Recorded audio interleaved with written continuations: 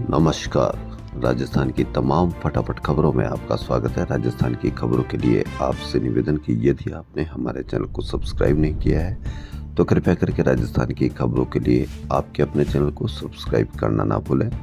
आप सब्सक्राइब करते हैं तो हमें हिम्मत होती है सही और सच्ची खबरें आप तक पहुंचाने की। तो क्या है आज की बड़ी खबर? जी हाँ, सब इंस्पेक्टर भर्ती 2021 को रद्द करने की मांग को लेकर अभ्यर्थी अब हाई कोर्ट पहुंच गए हैं। अभ्यर्थियों की याचिका पर सोमवार को जस्टिस की एकल पीठ ने सुनवाई करते हुए भर्ती प्रक्रिया में यथा स्थिति रखने के निर्देश दिए हैं। साथ ही मामले में पीएस होम, डीजीपी, आरपीएससी सचिव, एडीजी, एसओजी व 2 अन्य पक्षकारों से जवाब देने के लिए कहा है।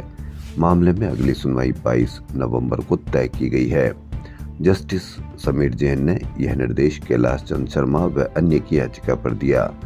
माना जा रहा है कि भर्ती को लेकर 22 नवंबर को सरकार की ओर से जवाब पेश किया जाएगा। इसके बाद ही आगे की स्थिति स्पष्ट हो पाएगी। अब देखना यह है कि सरकार के लिए ये परीक्षा एक ऐसा सरदर्द साबित हो सकती है कि इसको रद्द किया जाए या इसको यथास्थिति पर रखा जाए। अब देखना यह है कि कई अभ्यर्थी इसको यथास्थिति का रखने का दबाव बना रहे हैं, कई इसको रद्द करने का दबाव बना रहे हैं। अब देखना यह है कि सरकार का क्या एक्शन होता है इस पर। जेडीए जयपुर ने रिंग रोड से बाहर लैंड पुलिंग एक्ट में 172 हेक्टेयर जमीन अबाप्त कर डेवलप करने का फाइनल नोटिफिकेशन जारी कर दिया है। अचरावाला, जयसिंहपुरा और अभयपुरा इलाके के लिए बने इस प्लान के लिए पूर्व में जारी सर्कुलर पर खातेदारों से कोई आपत्ति प्राप्त नहीं हुई। इस पर जेडीए ने योजना का डेवलपमेंट प्लान जारी कर 30 दिन में आमजन से आपत्ति और सुझाव मांगे हैं। खास बात यह है कि योजना में डेवलप हर भूखंड से 10 मिनट की पैदल दूरी पर पार्क, स्कूल और डिस्पेंसरी की सुविधा मिलेगी। 18 से 30 मीटर चौड़ी सड़कों का नेटवर्क बनेगा। शिवदासपुरा के बाद ये दूसरी योजना है जिसमें लैंड पुलिंग एक्ट के प्रावधानों में खातेदारों को मुआवजा दिया जाएगा। इसके तहत जेडीए जयपुर ने प्रभावित किसानों की सूची तैयार कर स्ट्रक्चर के मुआवजे की राशि की गणना भी कर ली है। जेडीए प्राप्त सुझावों और आपत्ति को निस्तारण कर जमीन अबाप्ती की प्रक्रिया शुरू करेगा। राजधानी जयपुर ने सर्दी की दस्तक दे दी है। एक हफ्ते पहले औसत तापमान से 5 से 6 डिग्री ऊपर रहने वाला पारा अब औसत के बराबर आ गया। सर्द हवा चलते ही रविवार रात न्यूनतम तापमान 3 डिग्री तक लुढ़क कर 14 डिग्री पर आ गया। रविवार रात इस सीजन की सबसे सर्द रात रही। वहीं 3 दिन में 5.2 डिग्री लुढ़का। 12 नवंबर को रात का पारा 19 डिग्री था।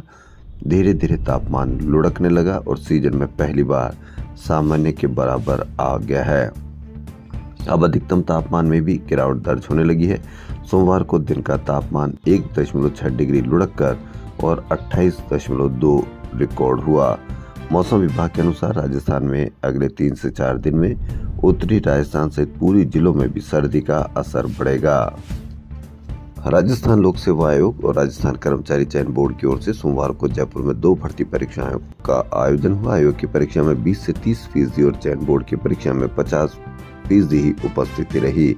जिला प्रशासन के अनुसार आयोग की ओर से संस्कृत शिक्षा स्कूल व्याख्याता भर्ती परीक्षा का आयोजन हुआ था।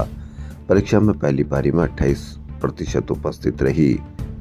प्रधानमंत्री स्ट्रीट वेंडर्स आत्मनिर्भर निधि योजना में गति लाने के उद्देश्य से सोमवार को स्वनिधि भी स्वाभिमान भी पखवाड़ा शुरू किया गया। इसके तहत सभी जोन में शिविर लगाए जाएंगे। इनमें से पात्र आवेदक 8 जन कल्याणकारी योजनाओं के लिए रजिस्ट्रेशन करा सकेंगे। हर जोन कार्यालय में 2 दिन शिविर लगेगा जबकि झोटवाड़ा में 1 ही दिन लगेगा। पहला शिविर मानसरोवर जोन कार्यालय में लगाया गया है। सांसद हनुमान बेनीवाल जोधपुर पहुंचे। उन्होंने कहा कि निर्मम हत्या के पीछे कई लोगों का हाथ है। इसमें भाजपा के कई नेता भी शामिल है। वह अनीता चौधरी के हत्याकांड में उन्होंने ये बयान दिया है। उन्होंने अनीता चौधरी की निर्मम हत्या की मामले में आर पार लड़ाई लड़ने की चेतावनी भी दी है और उनमें कहा गया कि इसकी मामले की सीबीआई जांच हो। वहीं उन्होंने नरेश मीणा द्वारा एसडीएम अमित चौधरी को चुनाव के दिन झापड़ मारने के मामले पर कहा कि यह अमित मेरे नागौर में रहा हुआ है। इसने मेरे लोगों को कितना तंग किया तुम्हें पता है। इस घटना को जाट वर्सेस मीणा बनाने की क्या आवश्यकता है। अच्छा हुआ इसके नरेश ने एक झापड़ मारा। मैं तो कहता हूँ कि 3-4 धरने चाहिए थे। अच्छा रहा मैं मार नहीं पाया। मेरे वाला काम नरेश ने कर दिया। ठीक किया। अब हर जगह मैं ही थोड़े मारता घूमूंगा। लेकिन माननीय, यह मान्य नहीं, गलत है। 4 बार के विधायक, 2 बार के सांसद ही हिंसक बयान देंगे तो सियासत समाज में अशांति फैलाएगी। इस पर आप अवश्य कमेंट करें। ये दैनिक भास्कर की बड़ी खबर। स्टार्टअप देश को नई दशा और दिशा देने में अहम भूमिका निभा रहा है। प्रदेश में यानी राजस्थान में आई स्टार्ट राजस्थान एंटरप्रेन्योर्स के इनोवेटिव आइडियाज व स्टार्टअप को मेंबरशिप और प्लेटफॉर्म उपलब्ध करवा रहा है। माना जाता है कि महिलाएं केवल फैशन, फूड और एजुकेशन जैसे सेक्टर्स में स्टार्टअप करती है, लेकिन स्थिति विपरीत और रोचक है। आंकड़ों को देखें तो आई स्टार्ट राजस्थान में जयपुर से एनिमेशन में 175, ITES sector 172, ed tech 81, health tech 70, fashion tech 64 की स्टार्टअप की फाउंडर को फाइंडर महिलाएं हैं। जयपुर के वरिष्ठ कलाकार सुनीश मारू को प्रथम राज्य कला रत्न सम्मान से नवाजा गया है। उन्हें इंटरनेशनल आर्ट फेस्टिवल टोक में आयोजित एक समारोह में वरिष्ठ कलाविदों के सानिध्य में सम्मानित किया गया है। किशमिश, red cherry, orange peel, tutti frutti, खजूर, अंजीर, सूखे एप्रिकॉट जैसे ड्राई फ्रूट्स को एक साथ मिलाकर क्रिसमस प्लम केक का बेस तैयार किया गया। मौका था hotel the Fern Ecotel Tonk road के रूफटॉप पर केक मिक्सिंग सेरेमनी का। मैनेजर अमूल्य निधि ने फूड ब्लॉगर टीम के साथ मिलकर हाई टी का आयोजन किया। शेफ देवराज राजावत ने बताया कि इस मौके पर अलग अलग तरह के डिजर्ट और स्नैक्स मेहमानों के लिए परोसे गए। स्वच्छ भारत अभियान एक कदम स्वच्छता की ओर के महत्व को बढ़ावा देने और फिटनेस के साथ परोपकार की भावना को जोड़ने के उद्देश्य से महिंद्रा सेज में साइक्लोथॉन का आयोजन किया गया। जयपुर स्थापना दिवस पर आमेर महल का नाइट व्यू वाटर कलर्स के माध्यम से मंच पर लाइव देखने को मिला और राजस्थान स्कूल ऑफ आर्ट के स्टूडेंट इसके गवाह बने। मौका था राजस्थान इंटरनेशनल सेंटर की आर्ट गैलरी में आयोजित एग्जीबिशन कलर्स इन मोशन का।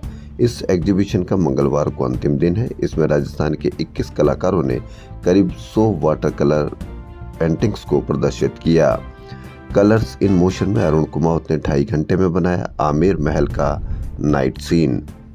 जयपुर के 297वें स्थापना दिवस पर सोमवार को हेरिटेज निगम की ओर से अल्बर्ट हॉल पर लोक रंग उत्सव आयोजित हुआ। इसमें शहर के लोग भागीदार बने और बर्थडे सेलिब्रेट किया। इस मौके पर राजस्थानी कलाकारों ने विभिन्न सांस्कृतिक प्रस्तुतियां दी। इनमें चेरी नृत्य, उमराव, सहरिया नृत्य, जंग धमाल, घूमर नृत्य, भवई डांस शामिल रहे। वहीं आगे और कुछ खबरें जयपुर के जन्मदिन की। जयपुर शहर सोमवार को 297 का हो गया। इस अवसर पर सोमवार को शहर वासियों ने सवाई जय सिंह द्वितीय को अपने अपने अंदाज में धन्यवाद देते हुए याद किया। शहर की दोनों सरकारों ने शहर के जन्मदिन को राजस्थानी अंदाज में ठाट बाट से मनाया। हेरिटेज निगम ने 1 महीने से चल रहे जयपुर समारोह को अल्बर्ट हॉल के सामने 150 कलाकारों के रंगारंग राजस्थानी लोकगीत और नृत्यों के ग्रैंड फिनाले के साथ विश्राम दिया। हेरिटेज निगम महापौर कुसुम यादव ने बताया कि गुलाबी नगरी के 297 साल पूरे होने पर पिछले 1 माह से अनवरत जयपुर समारोह कार्यक्रम आयोजित किया जा रहा है। ग्रेटर निगम ने 1 महीने के समारोह का शुभारंभ ढोल नगाड़ों के गूंज के बीच प्रथम पूज्य के पूजन और महाआरती के साथ गजरात के पूजन से किया। मोती डूंगरी गणेश मंदिर में प्रथम पूज्य को जयपुर स्थापना दिवस समारोह के 1 महीने के आयोजनों का न्योता दिया गया। उप मुख्यमंत्री दिया कुमारी ने शहर के 297वें स्थापना दिवस पर कहा कि जयपुर की ऐतिहासिक विरासत को संरक्षण के साथ ही यहां आधुनिक विकास के लिए राज्य सरकार प्रतिबद्धता से काम कर रही है। परकोटे में 100 करोड़ के विकास कार्य करवाए जा रहे हैं। उन्होंने स्टेचू सर्किल पर आयोजित दीपदान व रोशनी कार्यक्रम में शामिल होकर जयपुर वासियों को बधाई एवं शुभकामनाएं दी।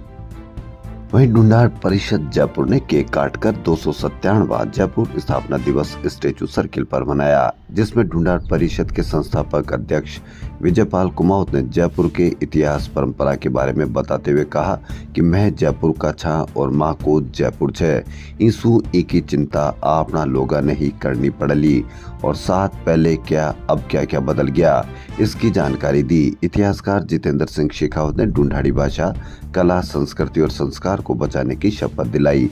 परिषद के महामंत्री अजय विजय वर्गीय ने ढूंढाड़ परिषद के क्रियाकलापों की जानकारी दी। मंत्री एवं स्तंभ लेखक राकेश जैन ने ढूंढाड़ के प्रमुख शख्सियतों की जानकारी दी। कार्यक्रम में सुंदर बैंड की शानदार प्रस्तुतियों में नृत्य किया गया और जयपुर के प्रसिद्ध भगत लड्डू भगत मिष्ठान भंडार के संचालक तरुण गुप्ता ने लड्डू वितरण किए। ढूंढाड़ी भाषा के कवि किशोर पारिक, कल्याण सिंह शेखावत, कल्याण सिंह गुर्जर, प्रहलाद कुमावत, वैद भगवान साहेब, मनीष पारिक कलवाड़ा ने ढूंढाड़ी भाषा में जयपुर को लेकर कविताएं सुनाई। कार्यक्रम में जयपुर एवं ढूंढाड़ के विभिन्न राजनीतिक दलों के नेता, उद्योगपति, साहित्यकार, चित्रकार, इतिहासकार, कपिला कुमावत, पार्षद आदि गणमान्य लोग भी उपस्थित रहे और साथ में अरुण कुसुम्बीवाल भी उपस्थित रहे।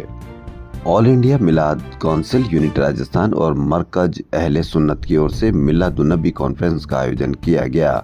ऑल इंडिया मिलाद काउंसिल के संयोजक मौलाना फजले हक ने बताया कि मुफ्ती अब्दुल सत्तार रजवी मुफ्ती शहर की अध्यक्षता में कार्यक्रम हुए। कॉन्फ्रेंस में उलेमाओं, इमामों और बुद्धिजीवियों ने शिरकत कर अगले साल पैगंबरे इस्लाम की विलादत जन्म को 1500 साल पूरे होने पर भव्य रूप से मनाने का आह्वान किया गया। हरियाणा विधानसभा चुनाव में राजस्थान के 50 नेताओं की फौज उतरी थी। उसके बाद सबसे बड़ी टीम महाराष्ट्र चुनाव में देखी गई है। हरियाणा की तर्ज पर 29 से अधिक कद्दावर नेताओं ने प्रवासी राजस्थानी समाज को लुभाया। करीब 40 से अधिक सभाएं राजस्थान के नेताओं ने की। इनमें पूर्व सीएम अशोक गहलोत कांग्रेस की सभा में सोमवार को लोकसभा में नेता प्रतिपक्ष राहुल गांधी से मिले। भाजपा की तरफ से राजस्थान के मुख्यमंत्री भजनलाल शर्मा सहित 10 से ज्यादा नेताओं ने सभाएं की। कांग्रेस के 19 से ज्यादा नेताओं को अलग अलग सीटों पर प्रचार की जिम्मेदारी निभाई। महाराष्ट्र में 20 नवंबर को एक ही चरण में मतदान होगा। सोमवार को प्रचार खत्म हो गया। राजस्थान के नेता लौट आए हैं। महाविकास अघाड़ी से प्रत्याशी अमीन पटेल के समर्थन में राजस्थान के पूर्व मुख्यमंत्री अशोक गहलोत, पीसीसी चीफ गोविंद सिंह डोटासरा, पूर्व डिप्टी सीएम सचिन पायलट, नेता प्रतिपक्ष टीकाराम जूली, पूर्व केंद्रीय मंत्री भंवर जितेंद्र सिंह, पूर्व मंत्री रामलाल जाट, पूर्व मंत्री प्रमोद जैन भाया, पूर्व मंत्री सुखराम बिश्नोई, पूर्व मंत्री रघु शर्मा, रफीक खान, आमीन खान, बद्री जाखड़, विधायक रीटा चौधरी, श्रवण पटेल, धर्मेंद्र राठौड़, समरजीत सिंह, विधायक रतन देवासी, जन अभाव अभियोग निवारण प्रकोष्ठ के पूर्व चेयरमैन पोखराज पाराशर, यूथ कांग्रेस के राष्ट्रीय सचिव सत्यवीर आलोरिया आदि ने महाराष्ट्र में खूब सभाएं की। गहलोत मुंबई और कोंकण क्षेत्र के वरिष्ठ पर्यवेक्षक हैं तो पायलट मराठवाड़ा के पर्यवेक्षक हैं। डोटासरा ने अघाड़ी के प्रत्याशियों के समर्थन में सभा की। डोटासरा ने महाराष्ट्र में महाविकास अघाड़ी के प्रत्याशियों के समर्थन में जनसभाओं को संबोधित भी किया। वहीं मुख्यमंत्री भजनलाल शर्मा ने कांदिवली, मलाड वेस्ट, भिवंडी आदि सीटों पर दौरे किए। वहीं डिप्टी सीएम प्रेमचंद बैरवा ने नाला सोपारा में सभाएं की। बैरवा ने झारखंड में भी सभाएं की। इनके अलावा भाजपा के राज्यसभा सांसद राजेंद्र गहलोत और विधानसभा में मुख्य सचेतक जोगेश्वर गर्ग सहित जालोर, सिरोही से भी कई नेता महाराष्ट्र में प्रचार में कर रहे हैं। मुख्यमंत्री ने कांदिवली, मलाड वेस्ट, भिवंडी आदि सीटों पर दौरे किए। वहीं डिप्टी सीएम प्रेमचंद बैरवा ने नाला सोपारा में सभाएं की।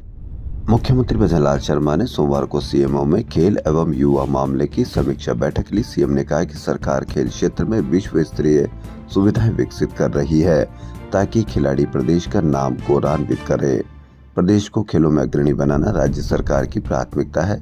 बैठक में खेल व युवा मामले मंत्री राज्यवर्धन राठौड़, मुख्य सचिव सुधांशु पंत, एसीएस शेखर अग्रवाल सहित अन्य अधिकारी मौजूद रहे। संस्कृति चिल्ड्रन एकेडमी में वृक्ष संरक्षण और पर्यावरण जागरूकता को बढ़ावा देने के लिए वृक्ष कथा का आयोजन किया गया। कार्यक्रम के मुख्य कथावाचक अंतर्राष्ट्रीय पर्यावरणविद अशोक कुमार शर्मा थे। शर्मा ने वृक्षों को जीवन का आधार बताते हुए कहा कि वृक्ष केवल ऑक्सीजन देने का माध्यम नहीं बल्कि हमारे अस्तित्व और पृथ्वी के संतुलन के रक्षक भी हैं। कार्यक्रम के दौरान उपस्थित सभी प्रतिभागियों ने वृक्षारोपण और पर्यावरण संरक्षण का संकल्प लिया। इस अवसर पर नगेंद्र वशिष्ठ, लोकचंद हरिरामानी ने कहा कि हमारी प्राथमिकता केवल बच्चों को शिक्षा देना नहीं बल्कि उन्हें प्रकृति के प्रति संवेदनशील बनाना और जीवन मूल्यों का महत्व समझाना भी है। बूंदी में सोमवार को हाड़ौती के पर्यटन पर्व बूंदी महोत्सव का रंगारंग आगाज हुआ। कलेक्टर अक्षय गोदारा ने मंगल वाद्य यंत्रों की ध्वनि के बीच मंत्रोच्चारण, शंखनाद व गणपति पूजन वंदन किया। इसके बाद कलेक्टर और पूर्व राज्य परिवार के सदस्य वंशवर्धन सिंह ने ध्वजारोहण कर पर्यटन पर्व का शुभारंभ किया। गढ़ गणेश की पूजा अर्चना के बाद गढ़ पैलेस से शोभा यात्रा रवाना हुई। शोभा यात्रा में घोड़े, ऊंट आदि के लवाजमे के साथ नृत्य करते लोक कलाकारों ने फिजा में उत्सवी रंग घोल दिया। कोरोना महामारी में उदयपुर कलेक्ट्रेट पर छात्रों के साथ प्रदर्शन करने वाले बाड़मेर जिले के शिव विधानसभा सीट से निर्दलीय विधायक रविंद्र सिंह भाटी सोमवार को उदयपुर न्यायिक मजिस्ट्रेट 2 कोर्ट में पेश हुए। उनकी ओर से जमानत का प्रार्थना पत्र भी पेश किया गया। कोर्ट ने उन्हें 20-20 हजार रुपए के जमानत मुचलके पर रिहा कर दिया। मामले की अगली सुनवाई 13 दिसंबर को होगी। निमराना औद्योगिक क्षेत्र रैफल्स यूनिवर्सिटी में सोमवार को छात्रों के 2 गुटों में झगड़ा हो गया, जिसमें एक पूर्व छात्र की सिर में पेचकस घोंपकर हत्या कर दी गई। बचाने आए उसके 2 साथी भी घायल हो गए। दोनों गुटों के बीच कुछ दिनों से विवाद चल रहा था। घटना के बाद 3 आरोपी बाइक पर बैठकर हरियाणा सीमा में भाग गए। राजस्थान में 49 निकायों का कार्यकाल इसी माह 27 नवंबर को पूरा हो जाएगा और उसी दिन रात 12 बजे से प्रशासक लगने शुरू हो जाएंगे। राजस्थान में 1 स्टेट 1 इलेक्शन की मंशा के चलते ऐसा होने जा रहा है। ऐसे में तय माना जा रहा है कि इन निकायों में साफ सफाई, सड़क अतिक्रमण, स्ट्रीट लाइट्स, प्रमाण पत्र जैसे कार्यों की रफ्तार और मॉनिटरिंग के काम पर असर पड़ेगा।